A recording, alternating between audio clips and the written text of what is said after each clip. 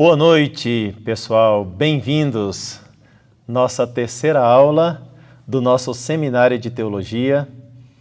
Obrigado a cada um de vocês, a todos vocês que permaneceram conosco até essa terceira live, essa terceira aula. Lembrando que na primeira nós falamos sobre Santo Agostinho, e sempre tirando as consequências para a nossa vida intelectual, para o nosso estudo. Na segunda nós falamos sobre Jean Guiton, e inclusive já pedi para o pessoal passar a lista de livros do Jean Guiton, para que possam saber, e depois quem quiser comprar algum desses livros, fique à vontade.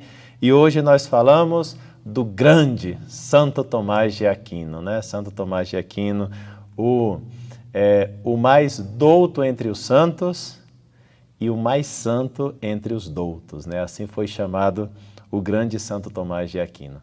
Então, bem-vindos a esse momento. Nós estamos muito felizes, né? Como, enquanto equipe aqui, né, chegando a esse terceiro momento do nosso seminário de teologia, né, orações também foram feitas. Eu agradeço as pessoas que rezaram por nós, né, que dedicaram um tempo a rezar uma Ave Maria, a colocar na presença de Deus esse nosso empreendimento do nosso curso online de teologia.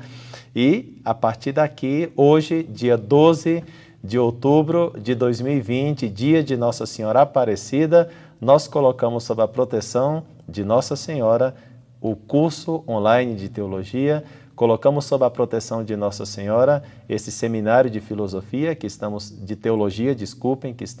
realizando hoje, né, de teologia, seminário de teologia, curso online de teologia, e tudo sob a proteção de Nossa Senhora Aparecida. Também gostaria de colocar você, que está nos acompanhando agora mesmo ao vivo, sob a proteção da Santíssima Virgem Nossa Senhora Aparecida, lembrando que essa solenidade de hoje não é apenas uma solenidade mariana, que principalmente é isso, mas celebrar Nossa Senhora Aparecida é também uma solenidade patriota, né? E como vocês sabem, o amor à pátria está implícito no 4º mandamento da lei de Deus, segundo o Catecismo da Igreja Católica. Então, a gente poderia dizer, né, que bom que hoje é dia de Nossa Senhora Aparecida, mas também que bom que hoje nós rezamos pela nossa pátria, pelo nosso Brasil, pelo nosso querido Brasil, e que realmente o Brasil seja terra do Santíssimo Sacramento e terra de Nossa Senhora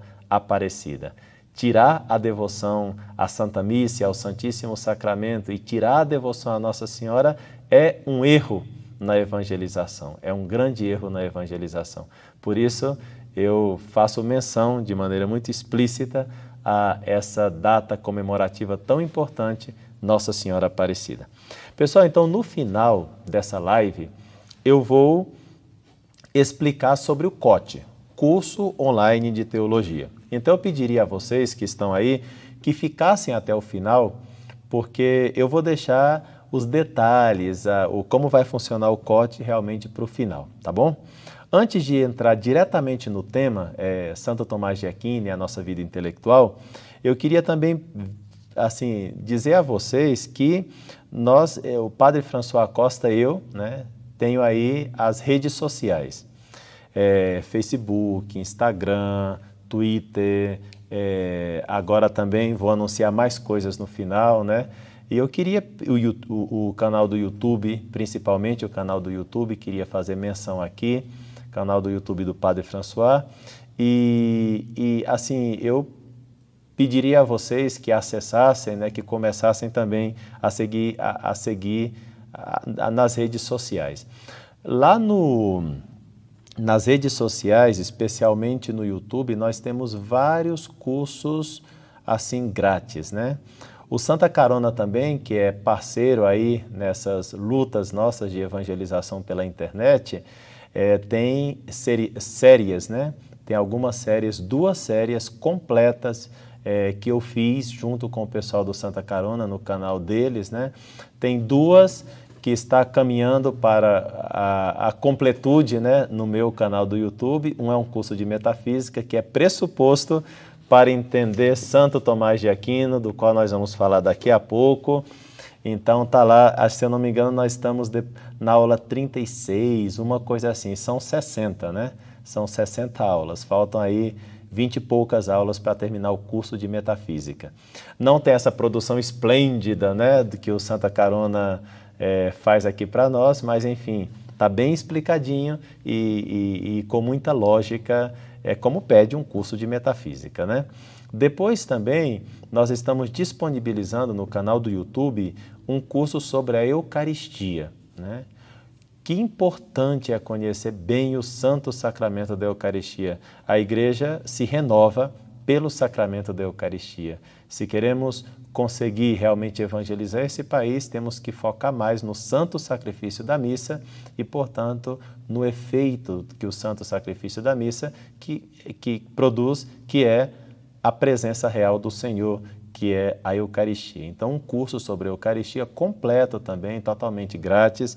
E nós já estamos trabalhando numa nova série para o meu canal, que é uma explicação tranquila sobre os 10 mandamentos da lei de Deus. Vocês lembram que na versão anterior do canal tinha umas lives sobre os mandamentos, mas nós perdemos, né? Então nós estamos fazendo, só que estamos fazendo muito mais amplo, vídeos de 15 minutos mais ou menos, onde a gente vai sem pressa entrando em todos os mandamentos da lei de Deus. Logo, logo vai estar disponível também no canal do YouTube.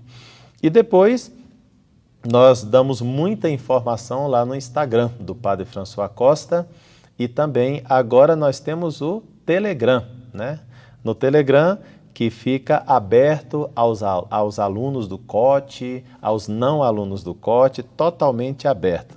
Então, lá nós vamos passar conteúdos exclusivos e também conteúdo exclusivo e também nós vamos estar dando lá todas as novidades que a gente for produzindo aqui, tá bom? Então, na bio do Instagram, isso vocês podem encontrar lá, como entrar no Telegram, né, e outras informações sobre as minhas redes sociais. Tá bom, então. Então, vamos entrar em matéria, né? Santo Tomás de Aquino e a nossa vida intelectual. Eu conheço duas boas, excelentes biografias sobre Santo Tomás de Aquino. Uma é a do Weishaupt, né? Muito boa. Essa biografia é mais difícil de conseguir, essa que eu acabei de citar. Essa eu li e gostei muito. Essa que eu tenho aqui em minhas mãos também eu li, a do Jean-Pierre Torrel, né? É mais fácil de encontrar porque está publicado pela Loyola, né? E nós temos acesso mais facilmente a essa biografia aqui. A que eu falei anteriormente, do Weishaupt, ela é muito completa, mas assim, eu acho essa daqui mais científica. Essa daqui é mais científica que a anterior.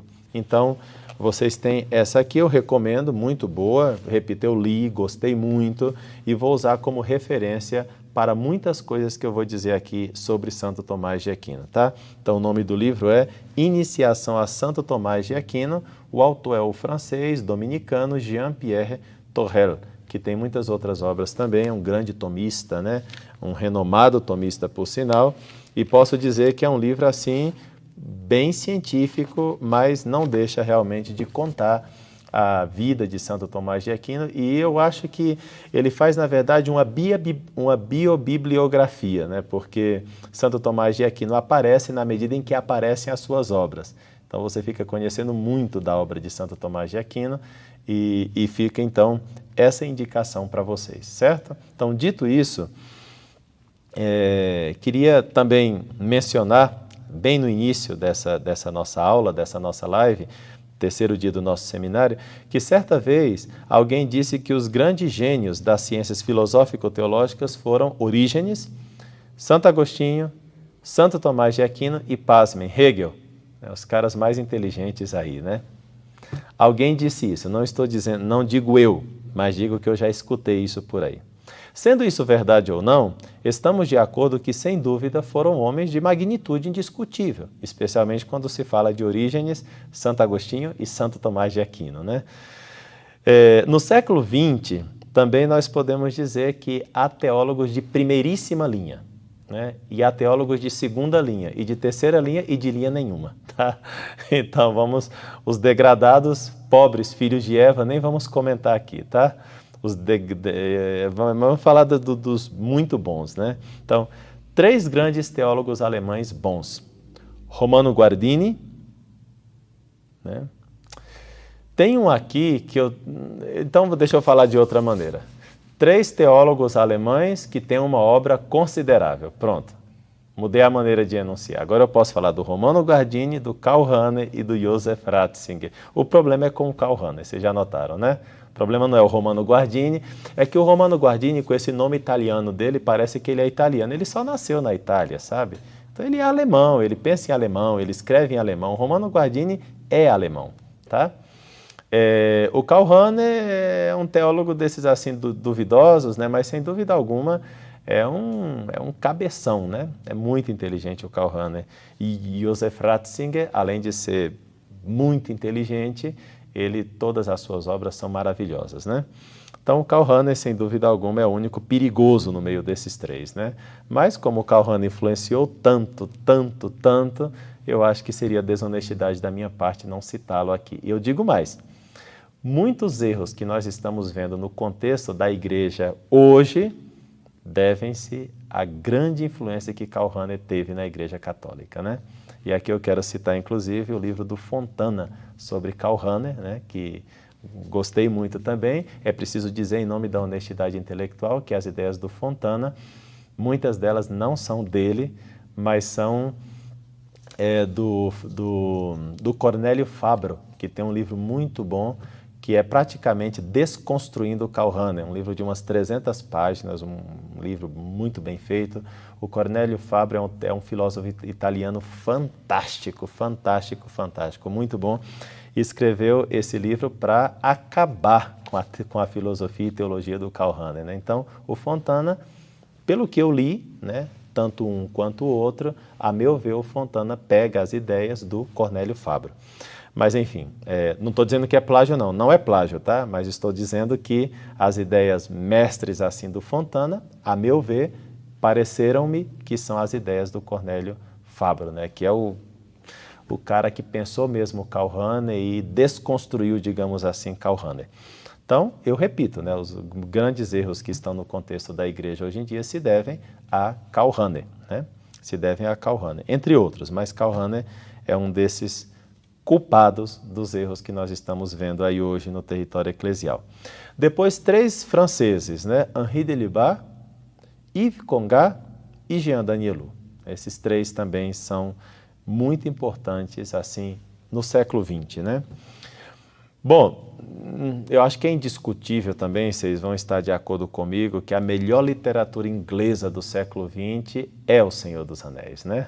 É Tolkien. Então, tá bom, isso é mais discutível, né? Mas eu li em outro momento que realmente O Senhor dos Anéis é a melhor literatura inglesa do século XX, né? Mas, enfim, se você não está de acordo, problema seu. Mas eu li isso, né? E tendo a estar bastante de acordo, né? O Senhor dos Anéis foi uma leitura tão bacana que eu li todo e depois eu queria ler pela segunda vez e pensei, não, deve ser fanatismo, né? Vou deixar para lá e não li a segunda vez, mas por pouco, hein? Por pouco. Bom, Santo Tomás de Aquino, entre outros, é um teólogo, sem dúvida alguma, de primeiríssima linha, não só do século XX, mas de todos os séculos da história da Igreja, de tal maneira que a Igreja utilizou os princípios de Tomás de Aquino e explicou a sua doutrina com base na sua poderosa ontologia, na sua ciência do ser e no entendimento que Tomás de Aquino conseguiu dos mistérios sagrados, né? Conta-se que o Concílio de Trento tinha como livros principais a Sagrada Escritura e a Suma de Teologia, que eu trouxe aqui hoje também publicada pelas edições Loyola, né? A minha edição é da Loyola, que eu gosto porque, como talvez eu já disse aqui alguma vez para vocês, ela tem uma coluna em latim, uma em português, além das amplas notas de introdução, de rodapé. Me parece uma edição bastante cuidada, né, cientificamente, por isso eu gosto dela. A Suma de Teologia de Santo Tomás de Aquino, que consta de 3 partes e que a gente tem uma dificuldade inicial para ler, para entender, era, no entanto, na mente de Tomás de Aquino, um livrinho de teologia para iniciantes, né? Era o que ele queria, enfim. Vocês viram que não saiu bem assim, mas também é preciso convir que na época de Tomás de Aquino o pessoal era mais especulativo e realmente, talvez, para a época era um livro para iniciantes. Hoje em dia é um livro para grandes teólogos, né? como realmente a nossa capacidade especulativa tem diminuído, né? Por isso, faça o curso de metafísica. Vai ser difícil no começo, sabe? Estudar metafísica no começo é difícil, é teórico, mas olha, vale a pena enfrentar isso aí como se fosse um toreador na arena, né, para torear o boi lá, né? Então, fica o convite a torear a metafísica, tá bom? Para entender melhor o pensamento de Santo Tomás de Aquino. A meu ver, é pressuposto. Depois, não só o Concílio de Trento colocou Santo Tomás de Aquino em grande honra, mas o Concílio Vaticano II também colocou Santo Tomás de Aquino em grande honra. Tanto no documento sobre a educação católica, Gravissimum Educationis, no número 10, se menciona Tomás de Aquino, como no documento sobre a formação dos padres, Optatam Totius, número 16. Tá? Então, vou até ler o texto da Optatam Totius, número 16, para vocês verem que é assim mesmo. Para aclarar quanto for possível os mistérios da salvação de forma perfeita, aprendam a penetrá-los mais profundamente pela especulação, tendo por guia Santo Tomás, e haver o nexo existente entre os mistérios, as verdades da salvação. Repito, Optatam Totius, número 16 e Gravissimum Educationis, número 10, os dois são documentos do Concílio Vaticano II. Então, se alguém pensa, não, Tomás de Aquino é uma coisa antes do concílio, é uma coisa do Concílio de Trento e não sei o que mais, está equivocado. É mais, nem o Concílio de Trento recomendou tanto Santo Tomás de Aquino como o Concílio Vaticano II. Ou melhor, o Concílio de Trento não recomenda Santo Tomás de Aquino, ele usa Santo Tomás de Aquino, usa a obra de Tomás de Aquino. Mas quem recomenda mesmo Tomás de Aquino é o Concílio Vaticano II. Lembrando que, desde 1870, com a publicação da encíclica do Papa Leão XIII, a Aeterni Patris, Santo Tomás de Aquino ganhou mais carta de cidadania ainda na Igreja, né? 1870, Aeterni Patris, documento do Papa Leão XIII. Pessoal, quem é o boi mudo da Sicília, né? Como foi chamado por alguns, porque ele era gordo e falava pouco, né? Boi mudo da Sicília. Assim foi chamado o glorioso Tomás de Aquino, né? Então, quem foi Santo Tomás de Aquino? Vou dar uma biografia sumária aqui, né? Porque, enfim, não dá para falar tanto, e Tomás de Aquino é uma vida tão rica que nós não conseguiríamos falar muito numa live, tantos os detalhes, né? Dessa vida tão bem vivida, né? Apenas 49, 50 anos e, no entanto, publicou e rezou tanto quanto talvez a gente não consegue fazer em 200 anos, né? Realmente foi um desses homens escolhidos por Deus para fazer o que Deus queria mesmo, né? Colocá-lo como um grande doutor na Igreja Católica. Santo Tomás de Aquino, então, ele nasce em 1224, né? No mesmo ano em que se funda a Universidade de Nápoles. Guardem esse dado porque é interessante. Tomás de Aquino vai estudar na Universidade de Nápoles, né? Nasceu em Roccasecca, que está situada em Nápoles, né? Eu já conheci uma napolitana, né? Também tem pizzas napolitanas, né? Mas eu conheci foi uma senhora napolitana. Como essa senhora falava bem de Nápoles. Em primeiro lugar, ela falava bastante, né? E em segundo lugar, falava bastante de sua querida Nápoles, né? Tanto é assim que foi uma viagem em trem, se eu não me engano, da Itália para a Espanha, e então encontrei essa senhora, ela falava tanto, e o tema da conversa era Nápoles, que eu lembro que eu pedi ao meu amigo de viagem que conversasse com ela enquanto eu rezava, e depois ao contrário, eu conversava com ela enquanto ele rezava, senão a gente não rezava de tanto que ela queria conversar, né? Porque Nápoles deve ser uma cidade maravilhosa, né? Eu não conheci Nápoles, né? Mas aí está a região de Santo Tomás de Aquino. Segundo o costume da época, como Santo Tomás de Aquino era o caçula e parece que não ia ter mais irmãos, ele seria entregue ao mosteiro beneditino.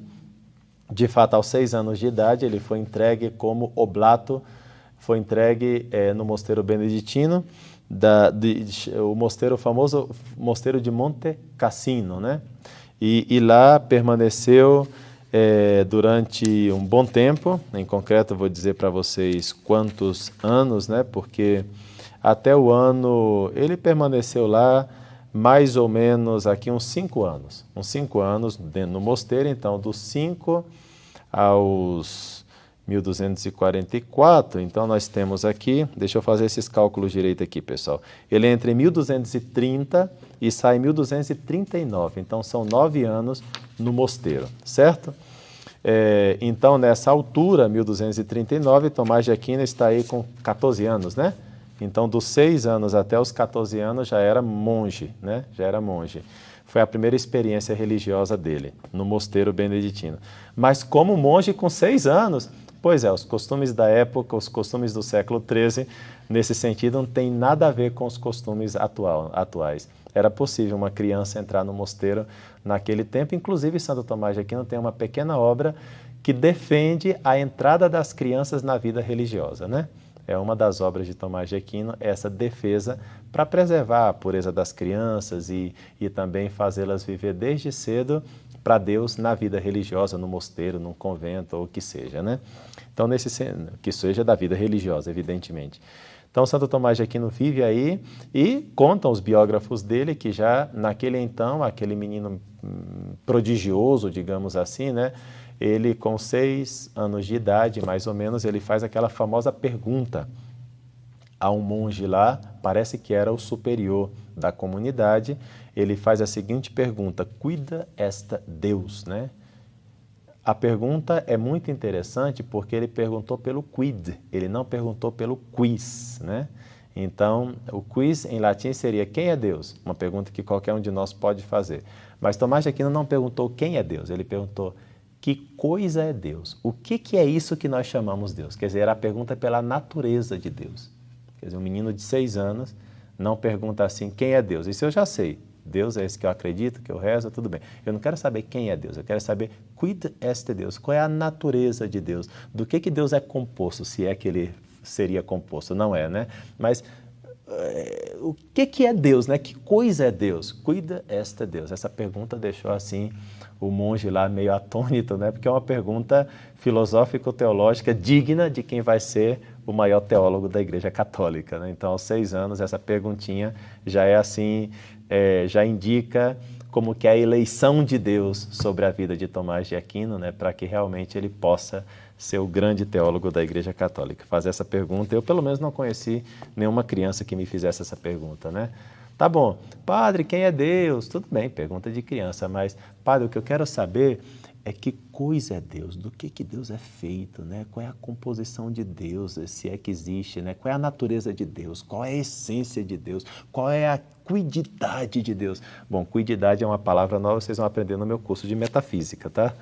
Mas é isso, é uma pergunta muito profunda do quid, né? Do quid latino. E na época o pessoal falava latim, então por isso eu estou citando aqui em latim, né? Bom, cada vez mais as línguas nacionais naquele então, mas o latim estava muito, muito presente, né? Depois, por conselho do abade e junto com o pai de Tomás de Aquino, eles chegam ao acordo de que Tomás de Aquino deve estudar em Nápoles. É por isso que ele sai do mosteiro, na Universidade de Nápoles, que é onde Santo Tomás de Aquino aprende Aristóteles.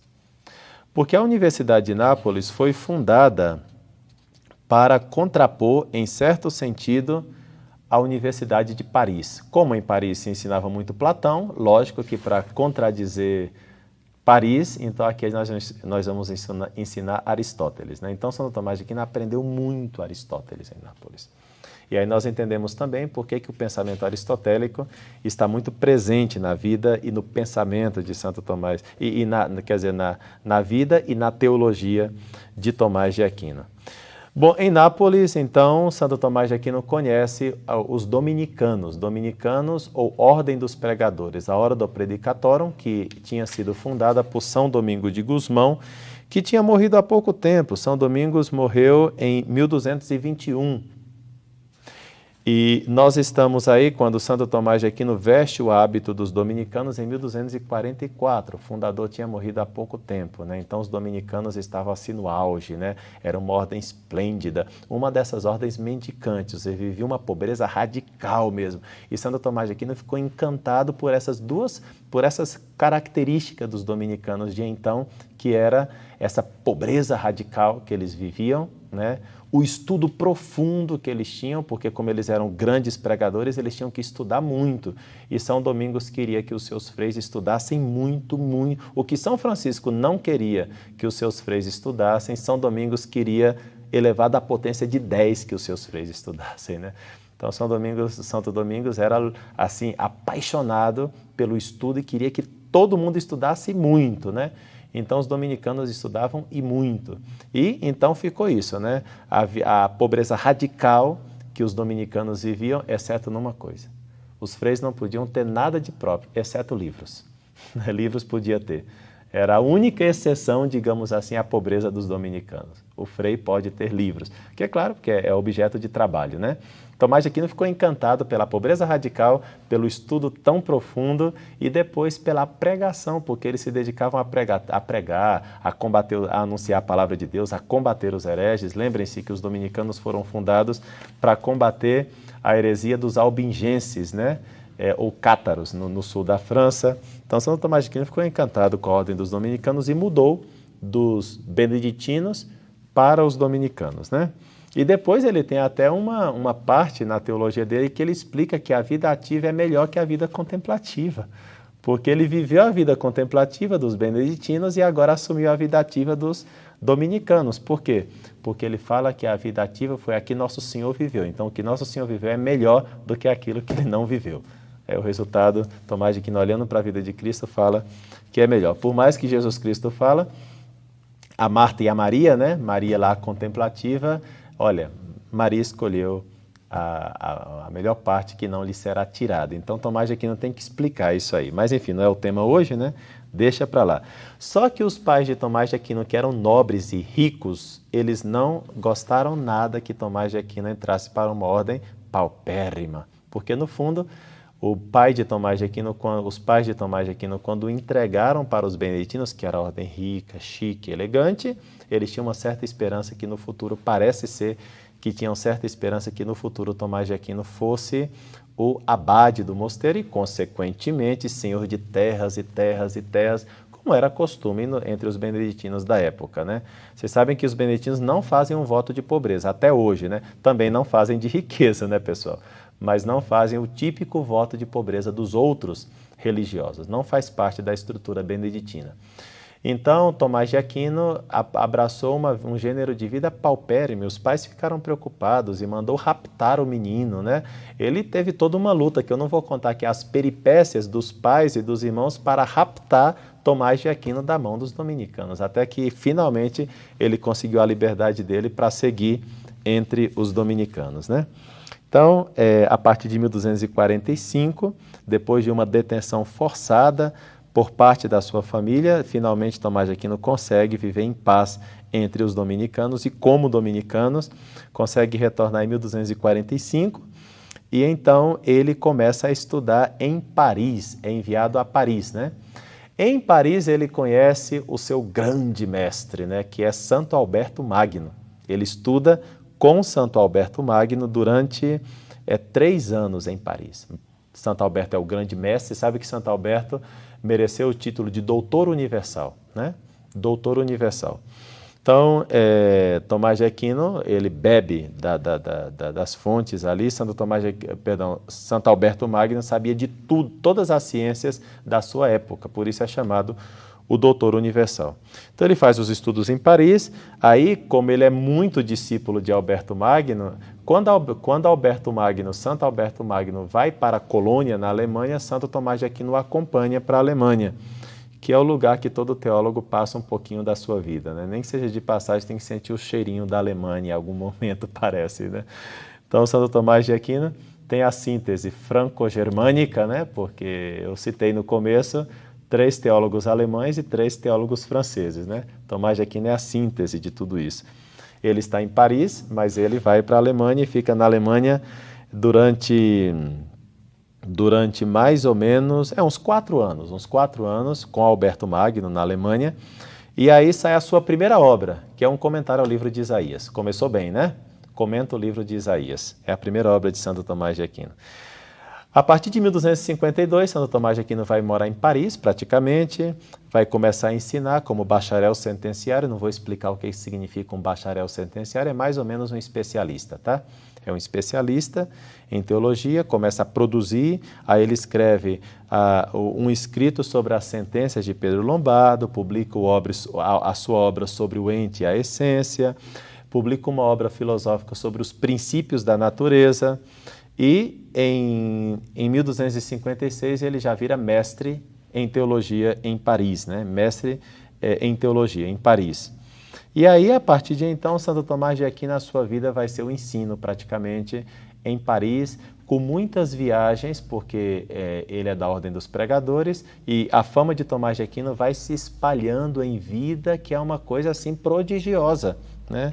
O Papa, ele frequentemente está na comitiva papal, né? O seu nome chegou já em Roma, né? Ele é famoso em Roma. Os papas, o Papa, em concreto Urbano IV, né? É o Papa, talvez, que é o Papa que está conectado com a vida de Tomás de Aquino. A festa de Corpus Christi é levada para toda a Igreja Universal por uma influência de Santo Tomás de Aquino. É Santo Tomás de Aquino que, a pedido do Papa Urbano, escreve os textos para a festa de Corpus Christi, que nós temos até hoje, tanto na missa como na liturgia das horas, né? A festa se estende para toda a Igreja Católica em 1264 e conta-se que, certa vez, o Papa perguntou ao Frei Tomás, né, que seria o futuro Santo Tomás, perguntou: Frei Tomás, o que você quer que eu faça por você? Claro, o Papa gostava muito daquele teólogo, né, Tomás de Aquino, dedicado à oração, à vida intelectual e à pregação. Então o Papa Urbano gostava muito dele, né? Um dia quis oferecer assim, talvez na intenção de fazê-lo cardeal, uma coisa assim. Santo Tomás de Aquino foi frei e padre, né? E aí o Papa: o que você quer que eu faça por você? E Tomás de Aquino falou: Santo Padre, eu não sei se o senhor consegue me dar aquilo que eu quero.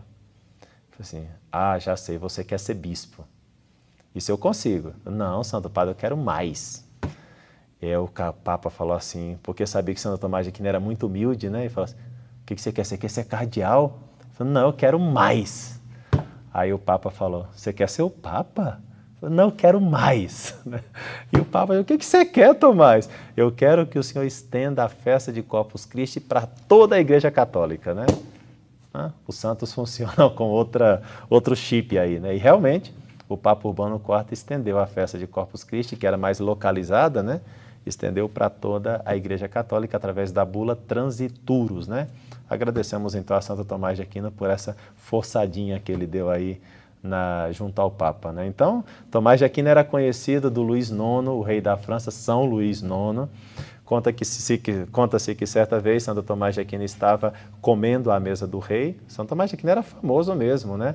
Era amigo do Papa, comia à mesa do rei, então estava à mesa do rei, mas diz que ele estava nas suas especulações, ele não estava comendo mesmo, ele estava à mesa, mas estava voando, né? Pensando. E, claro, o pessoal não interrompia Tomás de Aquino nas suas abstrações, né? Pensando, e a comida, o pessoal servindo, e ele... E, de repente, ele... Achei! E o rei falou: leva papel lá para o Frei Tomás, né? Naquele momento, ele tinha encontrado uma resposta que ele estava procurando há muito tempo, que ele estava refletindo, ele encontrou a solução. Achei! O rei já sabia, mandou levar papel lá para escrever o que ele tinha pensado em plena refeição, né?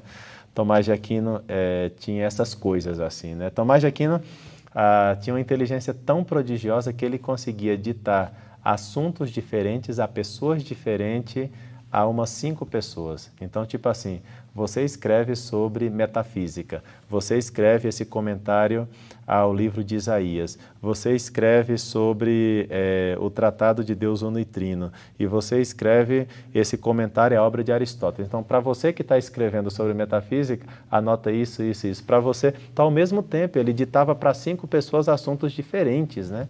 Então, assim, por isso, Tomás de Aquino produzia tanto, porque ele nem tudo ele escrevia ele mesmo, com a mão dele e tal. Ele tinha o chamado, as pessoas que estavam anotando aquela mente prodigiosa, né? Inclusive, tinha um frei que acompanhava sempre Santo Tomás de Aquino, que era o frei Reginaldo de Piperno, que era o seu confessor, seu diretor espiritual, e sempre que ele precisava se confessar, se confessava com ele, e então estava sempre perto dele, né? Então, e muitas coisas ele confiava ao Frei Reginaldo. De fato, o Frei Reginaldo, nós temos a terceira parte da Suma Teológica completa por causa do Frei Reginaldo, porque Santo Tomás de Aquino morreu quando ele estava realizando a Suma de Teologia na questão que trata sobre o sacramento da penitência. Aí ele parou de escrever, depois ele morreu, e o Frei Reginaldo escreveu o chamado Supplementum, né? Então, se a gente considerar o suplemento escrito por Frei Reginaldo, são 4 partes da Suma de Teologia. O suplemento é Tomás de Aquino. Só que, claro, já não vivia Tomás de Aquino. O que fez o Frei Reginaldo? Foi pegando dos vários escritos dele, como Ctrl+C, Ctrl+V, Ctrl+C, Ctrl+V, corta e copia, ele fez uma obra mais ou menos dessa grossura também, e esse é o suplemento da Suma de Teologia, que termina os assuntos, né? A gente não costuma citar muito, porque não é uma obra diretamente escrita em vida de Tomás de Aquino. Muito bem, pessoal. Então, Tomás de Aquino, ele tinha, além de ser um grande intelectual e ter essa capacidade, claro que ele sabia a Bíblia de memória, sabia muitos escritos de Aristóteles de memória, né? Tinha uma memória prodigiosa também, Santo Tomás de Aquino. A Sagrada Escritura ele citava assim com uma liberdade impressionante, né? Os padres da igreja sabiam muitos assim de memória mesmo. Tinha uma memória. Parece que os elefantes têm uma boa memória, uma memória de elefante, né? Tomás de Aquino era fantástico. E depois também ele tinha uma vida espiritual muito intensa e muito humilde. Tomás de Aquino não gostava de se aparecer em nada. Por exemplo, muitas noites ele ia fazer vigília na igreja, sozinho. Quando todos os freis dormiam, ele se levantava e ia rezar, estar com Deus. Aí, para ninguém perceber que ele fazia isso, quando dava mais ou menos 1 hora antes dos freis acordarem, ele voltava para a cama, deitava e levantava quando todo mundo se levantou. Porque, claro, se o pessoal começasse a perceber que ele reza pela noite, iam falar, nossa, mas que homem santo, e não sei o que mais. Ele não gostava disso, né? Ficarem me chamando de santo, né? Eu quero fazer diante de Deus. Então, ele fazia isso. Ele acordava, ia rezar, voltava para a cama e acordava quando todo mundo se levantava e ia rezar como todo mundo fazia, né? Conta-se também, Tomás de Aquino era padre, né? Conta-se também, naquele tempo era muito difícil a concelebração, né? A concelebração estende-se a partir do Concílio Vaticano II. Então, o costume era o seguinte, por exemplo, eu falei que ele era muito amigo do Frei Reginaldo de Piperno, que também era sacerdote. Então, era assim, Tomás de Aquino rezava a missa e o Frei Reginaldo ajudava na missa do Frei Tomás. E depois, ao contrário. Então, Tomás de Aquino participava todos os dias de 2 missas, né? Porque rezava a sua missa e o Frei Reginaldo ajudava, e depois o Frei Reginaldo rezava a missa dele e o Tomás de Aquino ajudava o Frei Reginaldo, tipo, levando as galhetas, levando o carro, coisas que acolitar na missa, ele virava acólito na missa do Frei Reginaldo, né? Depois, outro dado interessante é assim, Tomás de Aquino, como eu disse, era sacerdote, então quando ele tinha alguma dúvida, alguma vez o pegaram colocando a cabeça dentro do sacrário, né? Bom, ele era padre, então, enfim, é diferente, né? Você não pode fazer isso. Você leigo que está me escutando, mas um padre, né? E Tomás de Aquino, às vezes, ele abria o sacrário e colocava a cabeça lá dentro, né? Como que pedindo luz a Deus para entender uma passagem da Escritura. E conta-se que alguma vez São Paulo apareceu para ele para explicar o texto bíblico, né? O próprio Paulo apareceu. Para vocês verem que Santo Tomás de Aquino, a gente o conhece muitas vezes como um grande intelectual, mas não conhece essas histórias que são típicas da santidade do próprio Tomás de Aquino. É um homem magnífico, né? De fato, ele morre como um grande místico, né? Porque No dia 6 de dezembro de 1273, ele está rezando e tem uma visão grandiosa, né, que ele não quer dizer o que foi aquela visão, mas o fato é que a partir do dia 6 de dezembro ele não mais escreve, não quer escrever nada, né? E o Frei Reginaldo fica doido com aquilo. Mas como nós estamos trabalhando na Suma de Teologia, nós estamos já falando do sacramento da penitência, não me faz isso, né? Escreve, por favor. Ele, não posso, Frei Reginaldo, não posso. Por favor, Tomás de Aquino, escreve. Não posso, de jeito nenhum. Frei Tomás, o Frei Reginaldo fica meio desesperado e fala, por amor de Deus, me fala por que você não pode mais escrever. E então Santo Tomás de Aquino fala assim, Frei, só porque o Senhor falou, por amor de Deus, eu vou revelar ao Senhor o meu segredo. Né? Por essas palavras, por amor a Deus, eu sou capaz de falar. É que no dia 6 de dezembro eu tive uma visão tão grandiosa sobre Deus, sobre as coisas de Deus, que tudo que eu escrevi até hoje me parece palha digna de ser queimada diante do grandioso que eu vi no dia 6 de dezembro. Né? Ainda bem que não queimou essa palha, né? Ainda bem, porque senão nós estaríamos, puxa vida, o que se fez com essa palha que Tomás de Aquino deixou? O Concílio de Trento está montado nele. Do século XIII até o século XX, e agora também, nós temos grande base da nossa doutrina católica baseado na teologia de Tomás de Aquino. É sério, pessoal. A palavra transubstanciação, por exemplo, é Tomás de Aquino quem a desenvolve de maneira assim maravilhosa. Né? É verdade que a palavra foi utilizada já em 1215 no Concílio IV de Latrão, mas Tomás de Aquino dá um entendimento a essa palavra estupenda. Né? O conceito de pessoa desenvolvido para aplicar a Santíssima Trindade, a partir de Boécio, né? Fantástico, né? Enfim, Tomás de Aquino, graças a Deus que ele não queimou essa palha que nós temos em mãos, por exemplo, a Suma de Teologia, né? Graças a Deus e por amor a Deus. Bom, então eu tenho que ir terminando, né? Porque não pode continuar, né? Senão a live vai ficando muito extensa, não é isso, K2? Está ficando já muito grande, né? Então, da vida de Tomás de Aquino, eu queria agora ser bem prático para a gente ir pouco a pouco finalizando. Pessoal, então, vocês viram que eu me entusiasmo ao falar de Tomás de Aquino.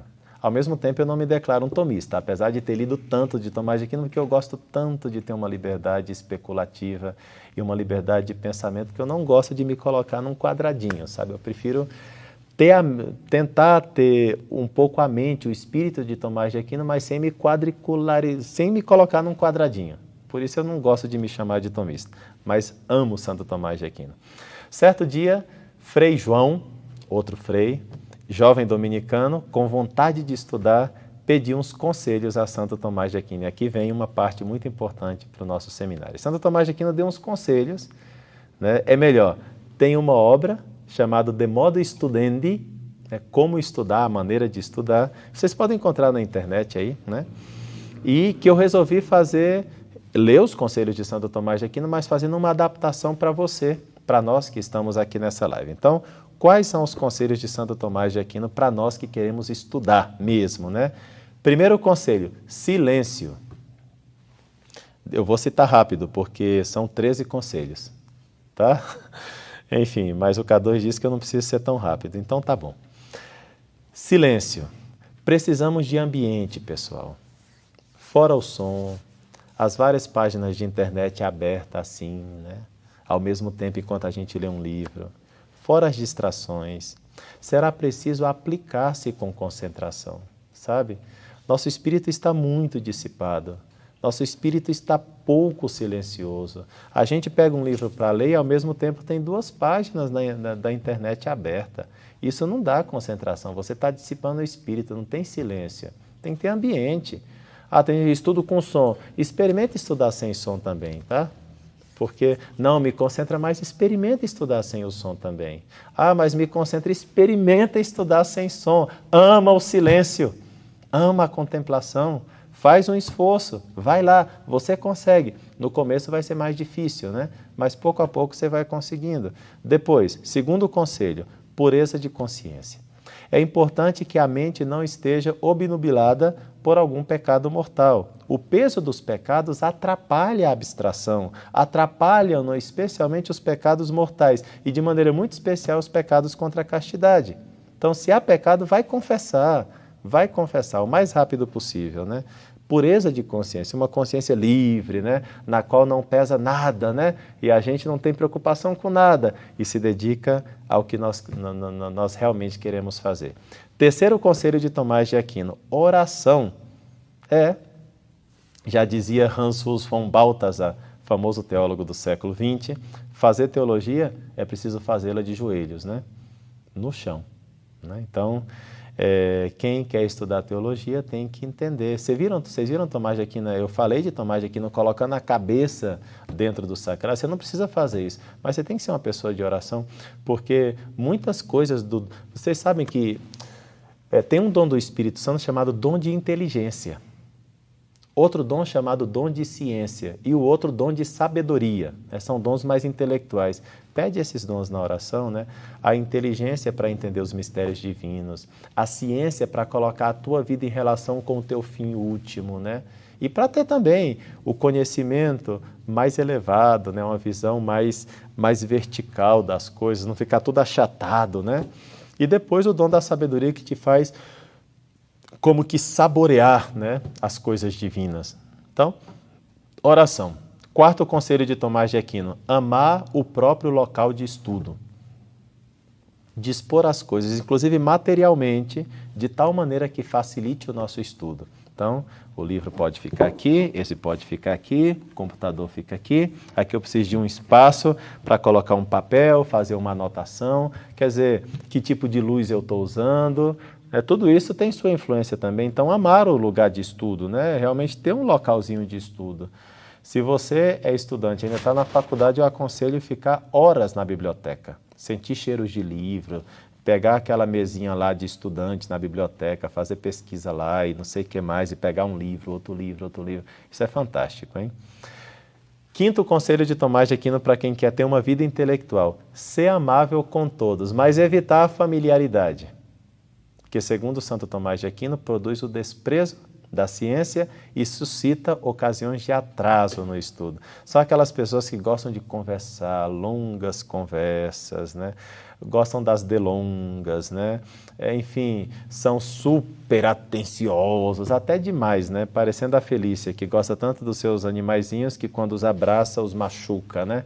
E os animaizinhos correm deles, né? Então, amabilidade com todos, mas sem familiaridade, sem ficar perdendo tempo, sem delongas. No fundo, é um convite para aproveitar o tempo sendo cordial com as pessoas, né? Outro, sexto conselho de Tomás de Aquino, evitar a polêmica e promover a contemplação. Uma pessoa que deseja a sabedoria não busca saber para vangloriar-se e puxar a espada para cortar a cabeça dos hereges, né?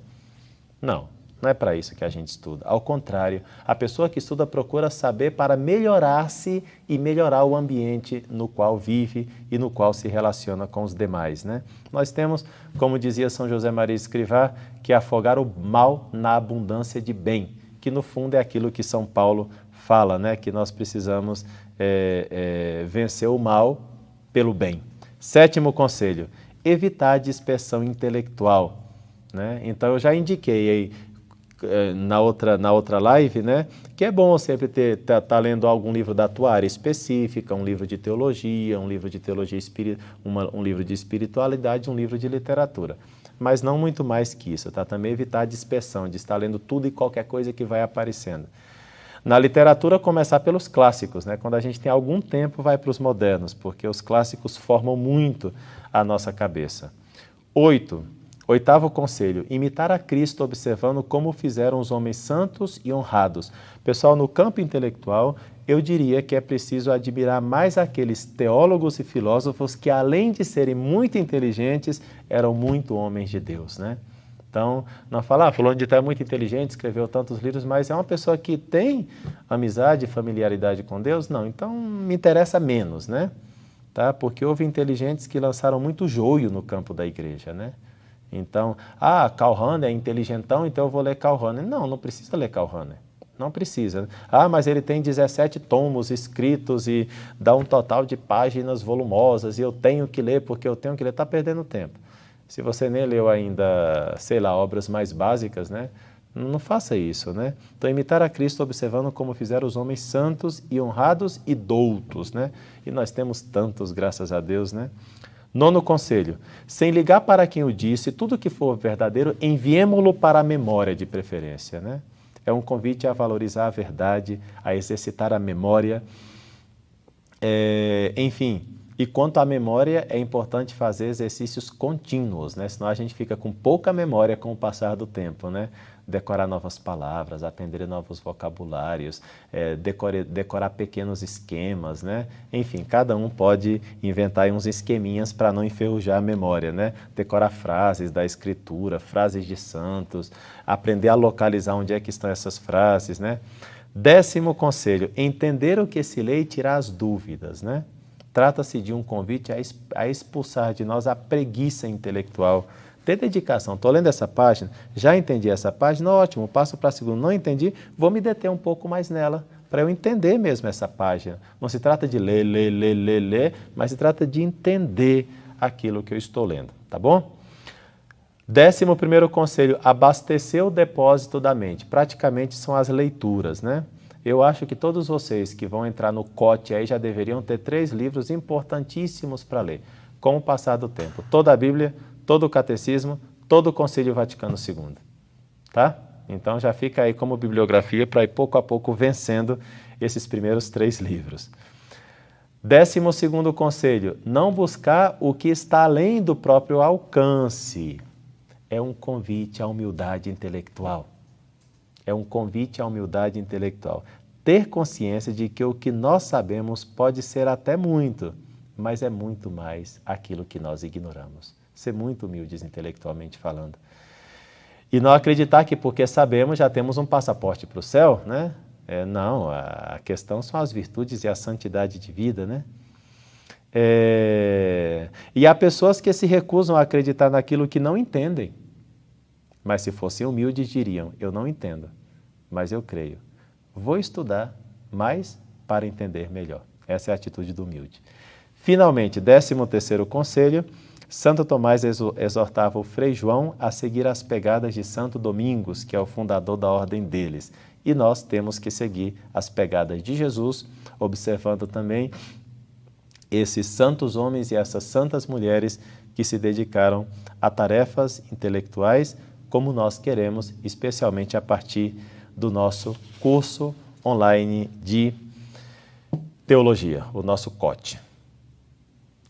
Terminei.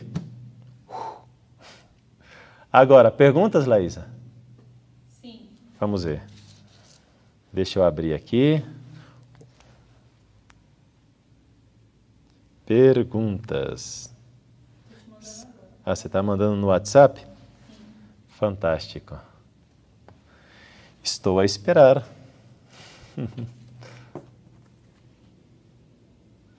Perguntas. Depois eu vou explicar o COT, daqui a pouquinho, tá? Só a Laísa me mandar aqui, eu respondo uma sessão de perguntas, mandou. Maravilha. Então eu vou responder essas perguntas e daqui a pouco eu vou explicar o COT. Fica comigo, tá? Breno José. Como saber se um teólogo é ou não confiável? Perguntando àqueles que conhecem muito de teólogos, tá bom? Esse é o conselho que eu dou a vocês. Sejam humildes e consultem, tá? Claro, tem uns que são de senso comum, pessoal. Joseph Ratzinger, pode ler qualquer coisa, né? Santo Tomás de Aquino, Santo Agostinho, né? Enfim, esses que têm a palavrinha santo antes, né? Normalmente são confiáveis, né? Mas esses que não, então alguns sejam Karol Wojtyla, né? E João Paulo II, enfim. Agora tem outros que não são confiáveis. Então, quando você tiver uma dúvida, né? Então pergunta, né? E a gente responde. Como que Santo Tomás se baseou nas ideias de Aristóteles? Bom, vocês sabem que Santo Tomás de Aquino, como eu disse, estudou Aristóteles em Nápoles e se baseou nas ideias de Aristóteles porque ele viu em Aristóteles um potencial muito grande para explicar realidades como a causalidade, os efeitos, a questão dos atos humanos, né? A questão da moralidade, a questão dos dogmas da fé, por exemplo, a abundância de explicação que ele dá em torno da palavra transubstanciação, os acidentes do pão, os acidentes do vinho. Aristóteles acabou sendo um grande instrumento para Tomás de Aquino explicar muito sobre a nossa fé. Isabela, a obra O Ser e a Essência de Tomás de Aquino é um bom livro para entender os conceitos básicos da metafísica. É difícil de entender, hein, Isabela? Faz o meu curso de metafísica. Depois de fazer o meu curso, você lê O Ente e a Essência de Tomás de Aquino. Sério mesmo. É um livrinho assim, não sei se tem 60 páginas, O Ente e a Essência. Mas é pesado, tá? Então, por isso, o curso é interessante para entender a obra diretamente. João Lucas, qual a diferença base entre as ideias de Platão e Aristóteles? É que Platão é mais espiritualista e Aristóteles é mais pegado às coisas que se tocam, né? Por isso, aquele famoso quadro que está aí no transfundo, né, do nosso cote, onde Platão está olhando, está apontando para cima e Aristóteles está apontando para baixo. Quem pintou mesmo? Deu branco aqui? Não sei se é Leonardo da Vinci ou sei lá, né? O K2 vai pesquisar ali, eu sinceramente esqueci. Deu branco aqui. Mas então, Platão, ele serve para explicar muito, ele dá uma base boa para explicar as coisas do espírito, né? Espiritualidade. Rafael, né? Que pintou esse quadro. Depois vocês colocam aí, acho que é Escola de Atenas de Rafael, tá? É belíssimo o quadro, está no transfundo de todas as coisas que nós estamos publicando aí, né? Então, que Platão serve muito para explicar coisas de espiritualidade e tal, né? E Aristóteles serve para explicar mais a sistemática teológica, quer dizer, serve no sentido de ser instrumento para, né? Por isso. Sidney, quais semelhanças e influências da teologia tomista na teologia ratzingeriana? Olha, não é nem tanto no conteúdo, que Ratzinger é mais agostiniano e Boaventura, tem mais relação com Santo Agostinho e São Boaventura, mas sem dúvida alguma as estruturas de pensamento de Ratzinger tem muito a ver, e a abertura de pensamento de Ratzinger tem muito a ver com a maneira de Tomás de Aquino proceder em teologia. É mais nesse sentido, tá bom? Leonardo Costa. Por isso que na psicologia temos caminhos de pensamento, como Jung, Freud, na teologia teríamos Aquino e Agostinho? Olha, talvez sim, podemos afirmar que sim, porque a teologia não é magistério. O magistério da igreja é o nosso denominador comum. A teologia é o numerador diverso, nesse denominador comum. Então é possível uma teologia correta na linha de Agostinho e uma teologia correta na linha de Santo Tomás de Aquino. E é possível uma teologia correta usando os dois, né? Que é o que fazem muitos teólogos também. Felipe, por que Santo Tomás não considerava a Imaculada Conceição, não considerava o dogma da Imaculada Conceição, que seria corrigido por Duns Scoto? Santo Agostinho já não tinha a ideia de que, se tratando de pecado, deve-se excluir Maria? Não, Santo Agostinho não tem essa ideia, tanto é assim que Santo Agostinho, com muito respeito, acaba criando uma confusão sobre esse tema, né, porque ele deixa uma passagem lá meio escura, meio obscura, e os teólogos começam a trabalhar a partir desta passagem de Agostinho, e então não é só Santo Tomás de Aquino. No tempo de São Boaventura não acreditava na Imaculada, Santo Tomás não acreditava, Santo Alberto Magno não acreditava, São Bernardo de Claraval, o doutor Melífluo, o homem que canta as glórias de Nossa Senhora, não acreditava na Imaculada, porque tinha muitas travas aí teológicas na época ainda que eles precisavam resolver. Eu não vou entrar aqui nos detalhes do dogma da Imaculada, senão a gente passa aqui mais uma live de 1 hora. Tem um assunto interessantíssimo. Mas os alunos do COTE vão saber isso com detalhe na Mariologia depois, tá bom? Mas nenhum deles era herege, né? Porque não tinha o dogma da Imaculada Conceição. Assim como hoje em dia, nós estamos atrás do dogma da corredenção de Maria, nós estamos atrás do dogma da mediação universal de Maria, mas não é dogma. Então, se alguém não afirma a mediação universal de Maria, E a corredenção não é herege, porque não tem ainda dogma da Igreja Católica. Então, eles não eram hereges de jeito nenhum, tá bom? E, na verdade, ele não foi corrigido pelo Beato Duns Scotus. E, na verdade, não foi Duns Scotus que encontrou mesmo a resposta para a Imaculada Conceição. Foram dois outros que, coitados, ficaram totalmente escondidos na história, que é Guilherme de Ware e o outro é um... Ai, meu Deus, ele é tão escondido na história que acabou de dar branco no nome do homem, né? Eadmero. Então, a junção de Eadmero com Ware deu Duns Scotus. De fato, Ware era mestre de Duns Scotus. Então, Duns Scotus, por mais que ele passou a história da igreja como grande homem da Imaculada, os franciscanos devem saber, e nós devemos saber, que Duns Scotus, o mérito dele é bom, mas, enfim, tem gente que está na raiz do pensamento de Scotus, né? E, sem dúvida alguma, se você perguntar agora para Tomás de Aquino, você ama a Imaculada? Nossa, amo, venero, professo, etc., tudo, né? Tomás de Aquino ama a Imaculada Conceição agora mesmo, né? Paulus, Padre, adorarás o Senhor teu Deus e só a Ele prestarás culto. Eu sou o caminho, a verdade e a vida. Ixi, pergunta sobre Maria e os santos, por que eles intercedem por nós? Querido Paulus Frederico, eu te aconselho a ver um vídeo, né, que está no Santa Carona, onde eu desenvolvo a questão das imagens. Está na série, né? Naquela série lá. A série de apologética é fantástica, né, para falar sobre Maria, os santos, a intercessão deles, porque isso me levaria a um grande tema aqui. Mas, enfim, eu respondo isso amplamente, respondo até mais do que você está perguntando nessa série de apologética aí, e te aconselho aí lá, né, com muito respeito, te aconselho a ler isso aí, a ver isso aí, porque pode ajudar bastante, tá bom? Grande abraço. Vitor Lopes, para ler a Suma de Teologia, seria bom algum autor de introdução a ele? Aqui está, tá? Então, nós temos aqui o Jean-Pierre Torrel, que nos introduz bastante, sem dúvida alguma, o autor que você cita, Garrigou-Lagrange, é um grande tomista também, mas eu não conheço uma obra de iniciação do Garrigou-Lagrange sobre Santo Tomás. Conheço muita coisa do Garrigou-Lagrange, mas uma obra de iniciação, sinceramente, eu não lembro, o Vitor Lopes, tá bom? Então, pessoal, é isso, tá? Então, espero ter conseguido aí responder pelo menos algumas, né, Laísa? Algumas das perguntas, você fez uma seleção por causa do tempo, né? Desculpe, os que nós não respondemos é por questão de economia do tempo mesmo, né? Que já está bastante avançado. Pessoal, vou explicar para vocês agora o nosso curso online de teologia, o nosso COT, tá bom? E eu queria que vocês prestassem bem atenção. Então, o COT é uma iniciativa nossa, Padre François Costa, né? Com um CNPJ próprio para o COT, está vinculada à Hotmart, né? E tem uma equipe que vai cuidar desse curso comigo, entre os quais o Guilherme e a Laísa, que são do Santa Carona, que vocês já conhecem há muito tempo, mas também está o Igor e a Tuane, né, que estão mais na direção do trabalho, e o Daniel Marques também. Saúdo a todos, cumprimento a todos e é uma alegria, uma honra trabalhar com vocês nesse curso online de teologia. O que seria de mim sem vocês nesse curso? Seria impossível, especialmente pela qualidade que eles estão oferecendo, a qualidade técnica, a qualidade profissional mesmo, né? O Padre François é o conteúdo, né? Mas todo o restante é eles, né? Então vocês têm aí uma coisa bem feita, com qualidade profissional, porque tem uma equipe muito boa por trás de tudo isso. Eu agradeço muito a essa equipe.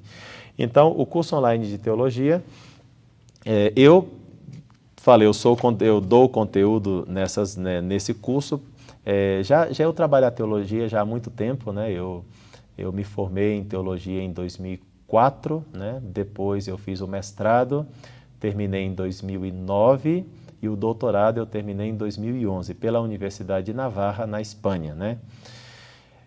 Participei de vários seminários, dei aula em vários centros superiores de teologia, como a PUC de Goiânia, fui professor lá por 4 anos, fui professor na Faculdade Católica de Anápolis, na verdade eu ainda sou, né? Fui diretor também da Faculdade Católica de Anápolis, ainda sou professor do Instituto Sapientia, e lá nós somos nomeados pela Congregação da Educação Católica, né? Porque o Instituto Sapientia dos Cônegos Regulares da Santa Cruz, ele está sob a orientação direta da Congregação para os estudos católicos. Então, eu tenho essa nomeação também, que é uma nomeação da Santa Sé, né? E depois sou professor da Faculdade de Teologia de Brasília também, a FATEL, enfim, né? Então, alguma experiência no campo da teologia a gente já tem, desde 2011 especialmente, estamos em 2020, portanto são aí pelo menos 9 anos já na docência teológica, sem contar coisas anteriores. Nesse tempo, além de dar muita aula, né, de aula de cristologia, eclesiologia, antropologia, enfim, Deus unitrino, Eucaristia, enfim, muitas matérias já tive que pegar aí. Então, nesse período, tive a alegria também de poder escrever 2 livros. Um saiu no ano passado, que é um livro de cristologia, ou seja, a vida e a obra de Jesus Cristo, um livro de pouco mais de 500 páginas, um tratado mesmo sobre Jesus Cristo e sua obra salvadora. E nesse ano, também aproveitando aí a carona da pandemia do Covid, né, que a gente não podia fazer quase nada, eu resolvi escrever o 2º livro, né, que é um tratado sobre a Igreja, né, sobre a Igreja, e se chama A Igreja de Jesus Cristo, Eclesiologia Hoje, um livro de 350 páginas, e, se Deus me permitir, o meu plano é publicar um livro por ano, tá? Vamos ver se eu consigo. Um livro por ano, tá bom? Então, estamos aí. Agora, também pensando, eu comecei a fazer lives aí no Instagram, então eu comecei a amadurecer essa ideia de um curso online de teologia, mas um curso completo. Esse é o diferencial do nosso COTE. Porque você encontra, sabe, aqui e acolá, coisas soltas, né? Sei lá, um curso sobre espiritualidade, ok. Aí você encontra um curso sobre a igreja, ok. Aí você encontra, mas assim, a sistematização, a coisa temática, como você faria em uma faculdade qualquer, você encontra no nosso COTE, onde as matérias se seguem sistematicamente de tal maneira que você tem que aprender o 1, depois o 2, depois o 3, depois o 4, e no final você tem uma coisa realmente organizada, sistemática, né? Onde a sua cabeça ficou estruturada. E a vantagem é que praticamente eu sou, enfim, a gente vai acabar tendo uma relação de mestre e discípulo, porque praticamente eu sou professor de todas as matérias, né? Então, eu brinquei uma vez, né? Assim como o Santo Tomás de Aquino fez a Suma de Teologia dele, assim, pessoal, perdoem a comparação, né? Talvez é um pouco ousada, né? Talvez a gente consiga fazer a Suma de Teologia online, né? Porque na época não tinha internet, Santo Tomás de Aquino, então agora nós vamos fazer a nossa Suma de Teologia online. E a Suma de Teologia online é o curso online de teologia, tá bom? Então, eu estou muito entusiasmado com essa ideia e assim, você não encontra na internet, pelo menos a gente fez uma consulta, né? Não encontra uma coisa mais barata do que essa, sabe? Repito, pessoal, nós temos várias coisas free, né? Grátis no meu canal do YouTube e vamos continuar produzindo, mas não tem a sistematização de um curso com todas as matérias, com a amplitude que nós temos no curso online de teologia no nosso COTE. Então, essa equipe maravilhosa que está comigo, evidentemente, a gente não vive só das ideias, né? Então, a gente também precisa de dinheirinho rico, né? Então, a gente precisa também sustentar todo esse trabalho, esse apostolado e as pessoas também que estão conosco nesse projeto, né? Então, é bem barato mesmo. Se você pegar, por exemplo, qual é o valor, se você pegar na mensalidade normal, R$ 49,90. Se você divide por 30 dias, dá 1,66 centavos. Você não toma um café com esse valor, né? Vai almoçar no restaurante depois, pega um café expresso aí para você ver. R$ 1,66 não paga um café, né? Ou pega o café da maquininha e divide depois as cápsulas, né, pelo valor que custou. Vai dar quase R$2, né? Se você comprar o café no mercado. Então, pessoal, olha, nós precisamos realmente fazer de maneira profissional. E para fazer de maneira profissional, nós precisamos de dinheiro, né? E além do mais, se alguém não quiser fazer o curso e quer fazer doação para ajudar o nosso projeto, a gente vai aceitar sim, já estamos aceitando, tá bom? Porque realmente para fazer coisas profissionais você tem que pagar, você tem que pagar. Então me entendam, eu sinceramente não estou atrás de dinheiro, quero realmente que vocês conheçam bem a doutrina católica, a teologia católica, e possam realmente fazer uma imersão nisso aí, mas sem dúvida alguma, para fazer coisas bem feitas, nós precisamos do dinheiro, né? Então, olha só, quem quiser pode fazer a assinatura mensal, né? A assinatura mensal é R$ 49,90, né? Quem quiser pode fazer uma assinatura semestral, 17% de desconto. Vai ficar R$ 41,65, um total de R$ 249,90. Agora vem a promoção bombástica, né? Que é a melhor.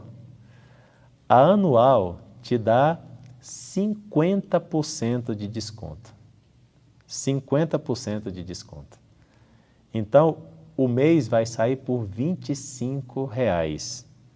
Portanto, você paga R$ 300 no ano. Ah, detalhe, mas essa última de 50% só para os primeiros 100 alunos, ou se a gente não alcançar os primeiros 100 alunos, vai ficar para os primeiros 7 dias, tá bom? Então, essa é o que a gente está oferecendo para vocês. Depois disso, o curso vai ficar, depois desses 7 dias ou dos primeiros 100 alunos, a assinatura anual volta para 25% de desconto em relação ao preço inicial do R$ 49,90, né? Então, vai ficar R$ 449,90. Então, ficaria por mês R$ 37,50. Olha só que bacana. Mensal, preço normal, R$ 49,90. Semestral, 17% de desconto. Anual, 25% de desconto. Mas se você é um dos 100 primeiros a se inscrever, 50% de desconto. E se não alcançarmos os 100 primeiros, durante 7 dias vai ficar essa promoção, tá bom? Então, é a forma mais barata de estudar teologia no mercado. É a forma mais barata de estudar. Com uma maneira sistemática, como eu já falei, né? Além do mais, nós oferecemos o certificado. Porque cada módulo, nós temos 60 módulos. Cada módulo tem 20 aulas. E depois que você fizer as 20 aulas, você pode fazer uma avaliação que vai gerar uma nota. E se você nos pedir um certificado, vai estar lá número de horas e a nota também. Nós vamos guardar o teu histórico escolar, acadêmico, né? Um curso 100% online, mas todo cuidado também para atender o aluno na sua individualidade, né? Certificado, nota. Aí fala, não gosto de fazer prova. Não faça, a prova é opcional, tá? Avaliação opcional. Mas vai estar lá, você quer fazer a avaliação, você tira uma nota e isso vai também no teu certificado. Que vocês sabem, para cursos de extensão, para horas na faculdade, serve, tá bom? Então, fica aí também. E que mais que eu tenho que falar aqui sobre o COT? Eu acho que eu falei tudo, né? Só interessante comentar que serão no total de 1.200 aulas, o tempo que vai ser...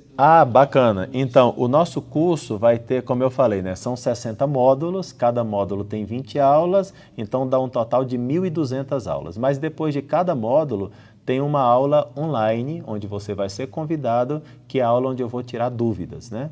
Porque, claro, dependendo do número de alunos, não vou conseguir atender cada aluno, tirar cada dúvida. Então, no final do módulo, que nós vamos determinar o tempo prático que acaba aquele módulo, né? Nós vamos ter a seguinte base, né? Para um módulo acabar e começar outro. Ainda que quando você entrar no nosso curso, já vai ver um montão de coisa disponibilizada, né? Nós vamos estar disponibilizando toda semana conteúdos novos, né? 2 aulas por semana. Além das que quando você entrar, já vai ter 6 liberadas. Não, vai ter 10 liberadas, né? 9. Quando você entrar, já vai ter 9 aulas liberadas. E para dar tempo a assistir todas as 9, então nós vamos dar um tempo e semana que vem a gente já lança 2, né? Mas você pode fazer no seu ritmo, não tem pressa isso aqui, tá? Então nós vamos jogando as aulas, você vai assistindo, as pessoas que vão entrar no ano que vem vão começar do começo, que é o que a gente sempre vai orientar, e então, depois de 10 semanas, nós vamos ter uma aula online, onde eu vou responder as dúvidas dentro da plataforma, tá bom? Então essa aula vai ser uma espécie de bônus e depois ela vai ficar lá também. Para quem quiser ver, quando quiser ver, nós não vamos excluí-la depois, não é isso? Maravilha. Então é isso aí, e você faz no tempo que você quiser. Olha, só uma ideia, se você fizer só 2 aulas por semana, você vai terminar esse curso depois de 12 anos. Se você fizer 4 aulas por semana, você termina esse curso em 6 anos. Você escolhe, faça suas matemáticas, dona de casa, pai de família, trabalhadora, trabalhador, organize o seu tempo. Eu acho que é interessante fazer 2 a 4 aulas por semana, porque às vezes são aulas densas que exigem a reflexão, anotar, né? Nós vamos oferecer também uma revista com a transcrição das aulas com o passar do tempo, né? Então, talvez não é bom querer ver tudo naquela pressa, mas ir, sabe, saboreando as coisas e procurando entender mesmo as coisas. Certo? Então, agora acho que a gente pode lançar, né? Então, vamos lançar o nosso site. Se você for um dos 100 primeiros, né? Já está no vídeo aí. O nosso site é ocursodeteologia.com.br. Não é .com.br ou .org? .com.br, tá? ocursodeteologia.com.br. Abre o site, aprecia essa obra de arte que nós procuramos fazer para te receber bem, né? E lá tem os links para você se inscrever. E então, seja bem-vindo. Eu acho que a partir de hoje começamos uma relação de estudos muito interessante. Vamos crescer juntos, vamos progredir, e aquilo que eu sei, eu vou tentar passar da melhor maneira que eu for entendendo, né? E que a minha pedagogia também, que é desse jeito, como vocês já estão conhecendo, me dê para passar. São bem-vindos todos, tá? Católicos, protestantes, muçulmanos, judeus, ateus, agnósticos. Quer fazer? Claro, é um curso pensado na teologia católica, né? Mas olha, eu sou totalmente aberto, né? E portanto, a verdade, seguindo Santo Tomás de Aquino, a verdade venha de onde vier, vem do Espírito Santo. Eu sou capaz de apreciar e um grande respeito por cada pessoa, ainda que como sacerdote católico tenho as convicções minhas que são verdadeiras, né? Mas ao mesmo tempo sou capaz de abraçar qualquer pecador, qualquer errado, né? E portanto, todos são bem-vindos. Eu tenho uma abertura de mente enorme para conversar com você, dialogar com você. Estamos juntos, né? Eu realmente não acho que, tenho certeza que nós temos que abraçar a todos com a caridade de Cristo, especialmente um sacerdote, né? Que tem que estar, como dizia São José Maria Escrivá, com os braços abertos, como Cristo estava com os braços abertos na cruz, para acolher a todos. Sejam bem-vindos ao nosso curso online de teologia, COTE. Pessoal, eu fico por aqui. Já ficamos 1h15 de live, né? Chega, tem que dormir, amanhã é dia de trabalhar, né? Então, muito obrigado a todos vocês que ficaram conosco nesse seminário de teologia. Espero te encontrar agora na plataforma, no site, na plataforma do curso online de teologia, o nosso COTE. Então, seja bem-vindo, uma boa noite e que Deus te abençoe, a você, a sua família e a todos os teus empreendimentos. E confio a Nossa Senhora Aparecida mais essa iniciativa.